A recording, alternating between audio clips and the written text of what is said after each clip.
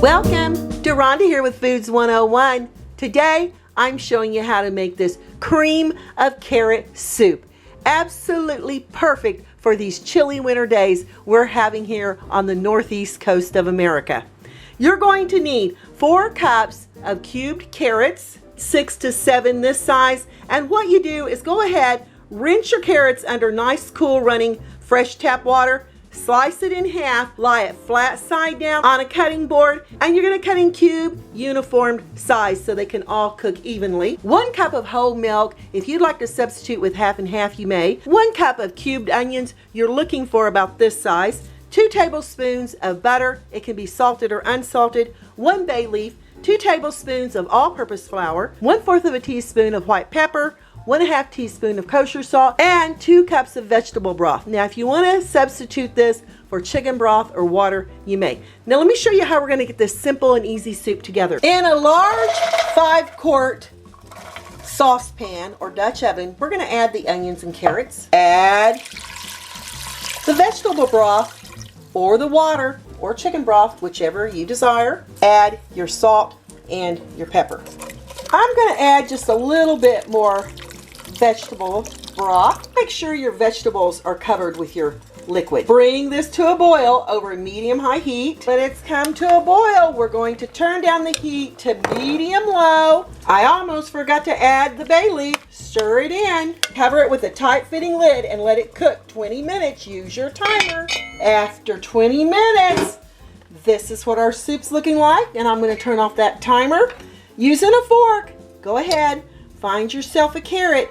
If your carrot holds onto that fork nicely, it's nice tender, goes through smoothly, then these carrots are ready for a cool down process. The larger your slices of carrot, the longer it's going to take to cook. Just keep that in mind when you're fixing this soup. Move this to the back burner and we're going to let it cool off for about 20 minutes. I'm adding my cooled mixture into a blender. If you want to use a food processor, you may. Be sure to remove that bay leaf, disregard it, cover, and be careful when you're working with hot liquids. Puree till nice and smooth. I've spent 1 minute pureeing our carrots and onions with vegetable broth, and this is the texture we're looking for. Back over here to the oven top. In the same saucepan we cooked our carrots and onions in, I'm going to melt the butter over medium heat. Now that the butter's melted, I'm adding the flour with a whisk. We're going to whisk the flour in with the butter until we get rid of that raw flour flavor taste. You don't want that here in your soup. This should take about 1 minute of cooking. After 1 minute, we're going to add the milk all at once. Be sure you continue to whisk.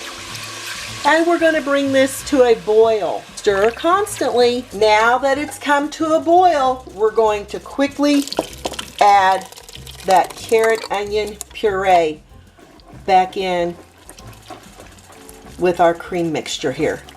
And using a whisk, you're going to stir it until all ingredients are well combined. And that looks and smells fantastic. Looky there. When your soup comes up to a gentle boil, and you'll see that it's bubbling right now, we can turn off the heat. Continue to stir it. At this time is a great time to taste to see if it needs any more seasoning such as salt or pepper.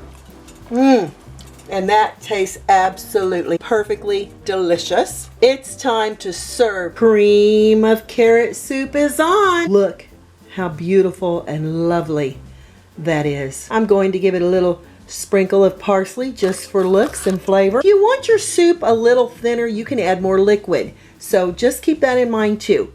Here we go. Oh my gosh, I know it's going to be fabulous. Whoa.